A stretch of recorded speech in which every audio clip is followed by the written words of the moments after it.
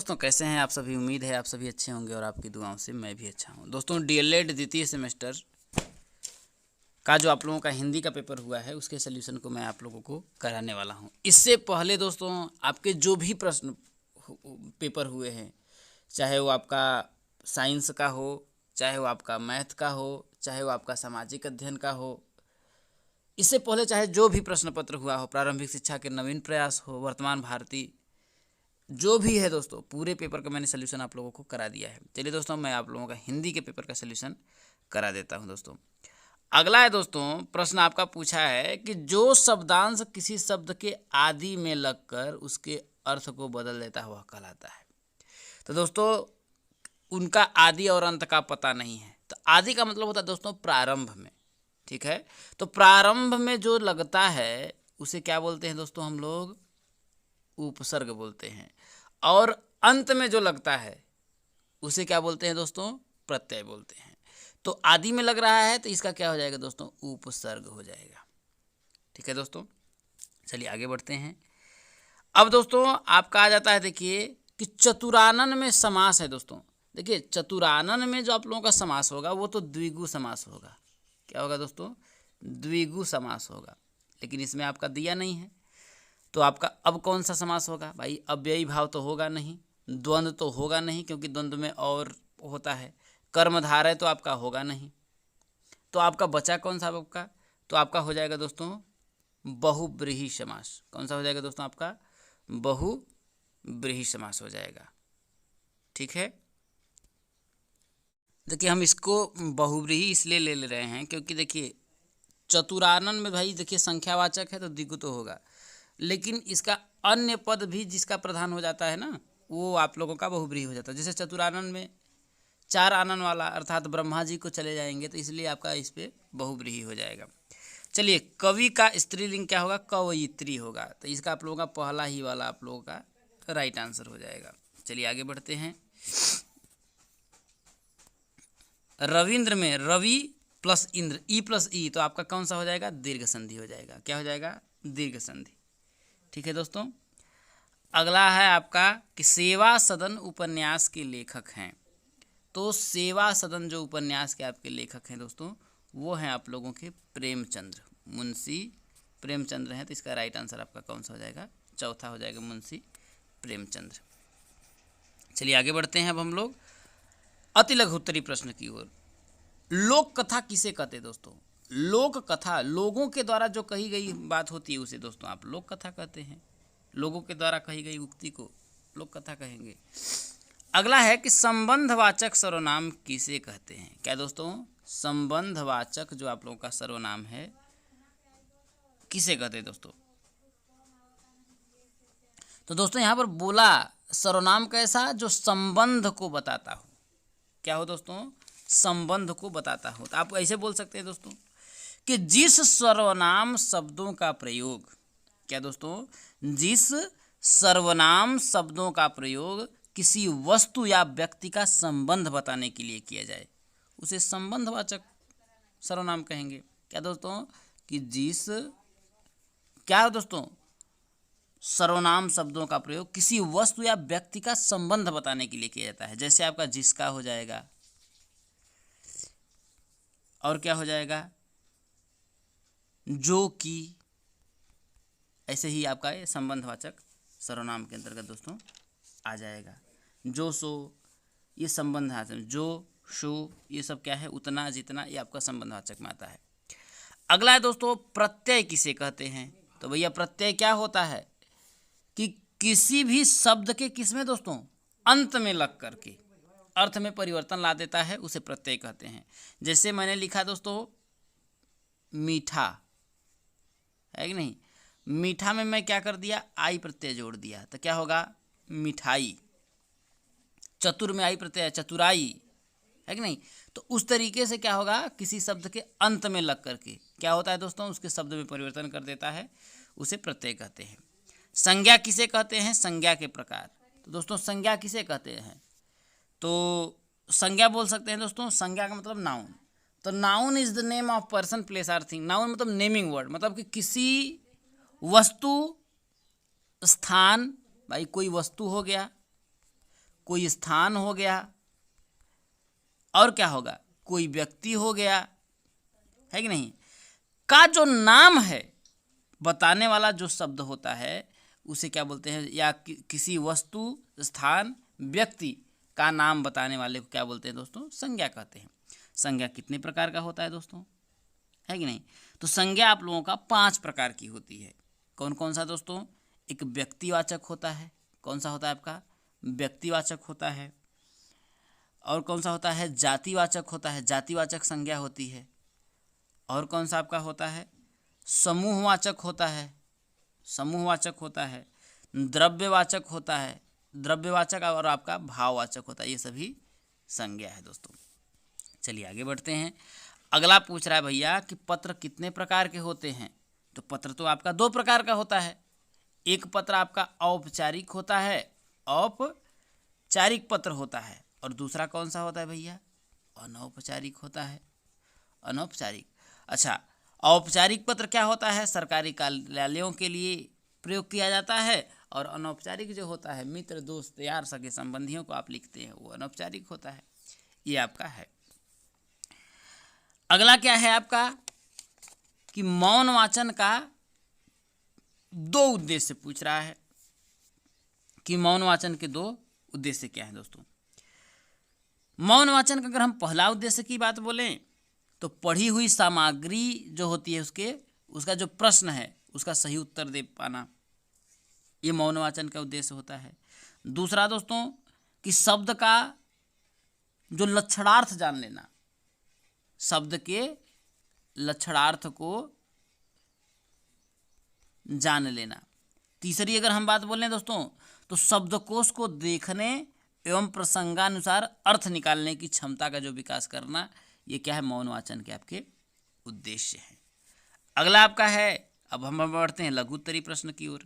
बहुत ही सिंपल आपका पूछा गया था कि भाषा के विकास में अभिव्यक्ति के महत्व को स्पष्ट कीजिए दोस्तों। तो दोस्तों आप भाषा विकास में दोस्तों जो अभिव्यक्ति है, इसके कारण दोस्तों भाषाओं में क्या होता है, परिवर्तन होता है। जैसे कि आप बोल देंगे सामान्यतः जो भाषा होती है क्या होती है, वैचारिक आदान प्रदान का माध्यम होती है। भाषा जो होती है दोस्तों वो क्या है, भाषा व्यक्ति, वो वैचारिक जो होता है आदान प्रदान का क्या होता है, उसे माध्यम कहा जाता है दोस्तों, है कि नहीं। और जो भाषा अभिव्यक्ति है उसका जो सर्वाधिक क्या है, तो दोस्तों भाषा जो है वो अभिव्यक्ति का दोस्तों सर्वाधिक क्या है, विश्वसनीय माध्यम है कि नहीं। और यही नहीं, यह हमारे दोस्तों समाज के निर्माण, विकास, है कि नहीं, संस्कृति, पहचान का भी महत्वपूर्ण साधन है। तो इसके बारे में अपने भाषा में आप लिख सकते थे। अगला क्या है भैया आपका कि मौन वाचन एवं सस्वर वाचन की उपयोगिता बताइए। मौन वाचन और सस्वर वाचन की उपयोगिता। तो अगर हम बात करते हैं सबसे पहले मौन वाचन का, कि इसका मौन वाचन की क्या उपयोगिता है दोस्तों। तो मौन वाचन की उपयोगिता आपका ये है कि मौन वाचन में अगर आप करते हैं दोस्तों तो थकान कम होती है और वाग्य यंत्रों पर जोर नहीं पड़ता है। जो भी आपके वाग्य यंत्र हैं उन पर जोर नहीं पड़ता है कि नहीं। दूसरा क्या है इसकी उपयोगिता भैया कि मौन वाचन करने से दूसरों को जो है व्यवधान नहीं पहुंचता है। दूसरा आपका क्या होता है, डिस्टर्ब नहीं होता। जैसे अगर मैं ये पढ़ा रहा हूँ तो ये मैं मौन वाचन नहीं कर रहा हूँ, मैं सस्वर वाचन कर रहा हूँ। और क्या होता है कि मौन वाचन में समय की बचत होती है कि नहीं। और क्या होता है, मौन वाचन दोस्तों दैनिक जीवन में उसका भी बहुत ज़्यादा महत्व है। जैसे अगर आप यात्रा कर रहे हैं तो यात्रा के दौरान आप कोई पेपर ले लिए तो उसको जब आप पढ़िएगा तो शांति से पढ़िएगा, मौन वाचन से ही पढ़िएगा, है कि नहीं, मौन होकर के पढ़िएगा। पत्रिका अगर आप पढ़ रहे हैं उसको भी पढ़िएगा, है कि नहीं। तो ये सब चीज़ों में मौन वाचन का प्रयोग किया जाता है। अब हम बात करते हैं कि इसका सस्वर वाचन का। सस्वर वाचन, इसकी क्या उपयोगिता है, इसको भी जान लीजिए। सस्वर वाचन क्या होता है, देखिए कि सस्वर वाचन का प्रयोग जैसे आपके अंदर झिझक है, संकोच है, हिचकिचाहट है, इन सब चीज़ों का निराकरण दोस्तों सस्वर वाचन के द्वारा कराया जाता है। दूसरा बात दूसरा क्या इसका उपयोगिता है, दूसरी उपयोगिता इसकी यह है कि शब्द का जो उच्चारण है वो शुद्ध होता है। कोई शब्द का उच्चारण नहीं कर पाता है तो उसका शब्द का उच्चारण भी शुद्ध होता है सस्वरवाचन के द्वारा। और क्या होता है, शब्द जो भंडार होता है उसमें वृद्धि होती है।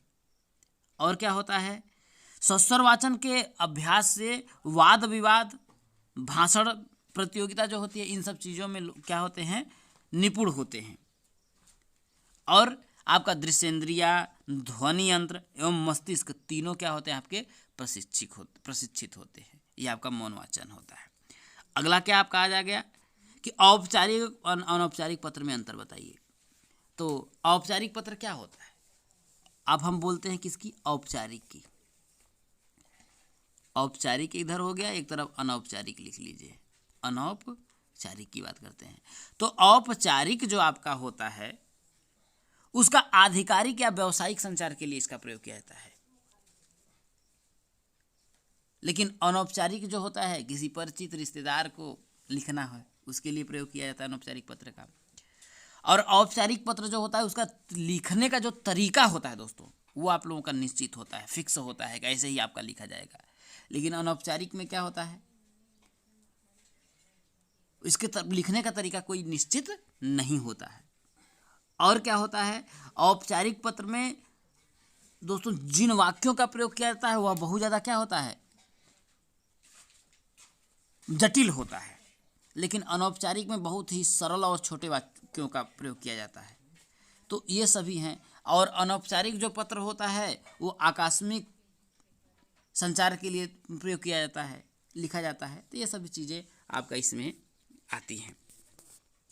अगला है भैया सर्वनाम की परिभाषा लिखिए। सर्वनाम का मतलब हो गया आपका प्रोनाउन, सर्वनाम। सर्वनाम, सर्वनाम सभी के नाम के लिए प्रयोग किया जाने वाला। तो क्या बोलेंगे कि सर्वनाम, तो pronoun, pronoun is a word that is used of noun place. मतलब कहने का मतलब यह है कि प्रोनाउन या सर्वनाम एक ऐसा शब्द है जो संज्ञा के स्थान पर प्रयोग किया जाता है।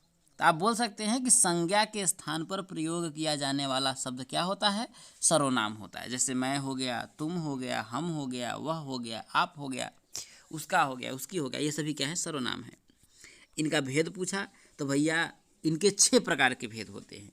एक होता है आपका पुरुषवाचक सर्वनाम। क्या होता है, पुरुषवाचक में जैसे आपका प्रयोग किया जाता है मैं, तू, वह, ये क्या होता है, पुरुषवाचक में होता है। निश्चयवाचक, इसका क्या होता है, निश्चयवाचक सर्वनाम होता है। इसमें क्या होता है दोस्तों, जैसे यह, वह, उसका प्रयोग किया जाता है कि नहीं है।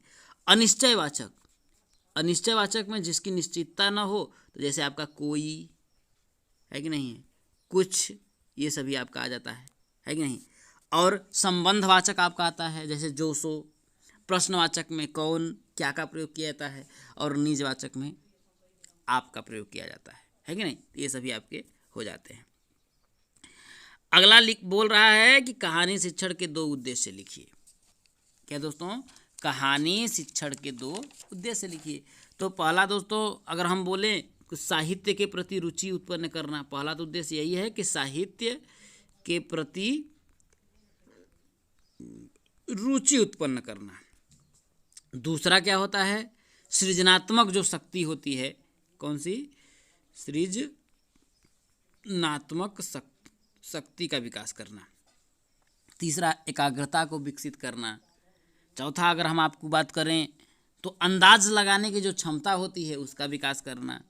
या फिर ऐसे बोल सकते हैं दोस्तों कि कहानी में निहित जो भाव होता है, विचार होता है, नैतिक गुण होता है, उसको ग्रहण करने की क्षमता का विकास कौन करता है, कहानी के द्वारा किया जाता है। आगे बोला ईद के मेले पर मौलिक विचार लिखिए। तो अपने भाषा में दोस्तों आप लोग ईद के बारे में लिख सकते हैं कि ईद तो 2 प्रकार का होता है, एक बकरीद होता है, एक ईद उल फितर करके होता है। उसमें लिख सकते हैं कि नए नए खूब कपड़े पहनते हैं भाई सब, जैसे कि भाई और त्यौहार है, हिंदुओं का जैसे त्यौहार है उसी तरीके से भी त्यौहार मनाया जाता है। अपनी भाषा में इसको लिख सकते थे। अगला आपका क्या बोला है कि अपने प्रिय कवि की 4 पंक्तियाँ किसी की लिख दीजिए। सच है विपत्ति जब आती है, कायर को दहलाती है, सुरमा विचलित नहीं होते, क्षण एक नहीं धीरज खोते, विघ्नों को गले लगाते हैं, कांटों में गला बनाते हैं। है कौन विघ्न ऐसा जग में, टीक सके आदमी के मग में। खम ठोक ठेलता है जब नर, पर्वतों के जाते पाँव खड़। मानव जब जोर लगाता है, पत्थर पानी बन जाता है, पत्थर पानी बन जाता है। कुछ भी लिख सकते थे। मीरा का लिख दीजिए 4 लाइन। बसो मेरे नयनन में नंदलाल, मोर मुकुट मकराकृत कुंडल, अरुण तिलक दिए भाल। मोहनी मूरति सांवरी सूरति, नैना बने विशाल। अधर सुधारस मुरली राजत, उर बैजंती माल। उनका लिख सकते थे, है कि नहीं? या तो तुलसीदास का लिख दीजिए, कोई भी उठा करके, है कि नहीं? सिय स्वयंवर देखियो जाई, ईसु काधि धौ देई बड़ाई। लखन कहा जस भाजुन सोही, नाथ कृपा तो जा पर होई। हरखे मुनि सब सुर बरवानी, दिन निहासी। तो अपने भाषा में आपको जो याद था कुछ भी आप इसको लिख सकते थे। तो हिंदी का पेपर उम्मीद है आप लोगों को बहुत अच्छा गया होगा दोस्तों। जल्द ही मैं आप लोगों को इंग्लिश के पेपर का सोल्यूशन कराने वाला हूँ। तो चैनल पर नए होइएगा दोस्तों, सब्सक्राइब जरूर करिएगा, क्योंकि कोई भी आपका एग्ज़ाम हो बेहतरीन कंटेंट के साथ मैं आप लोगों को प्रोवाइड करता रहता हूं। और वही मुझे उम्मीद है दोस्तों कि आप लाइक शेयर भी ज़रूर करिएगा अपने दोस्तों के साथ। आज के लिए दोस्तों इतना ही। जय हिंद।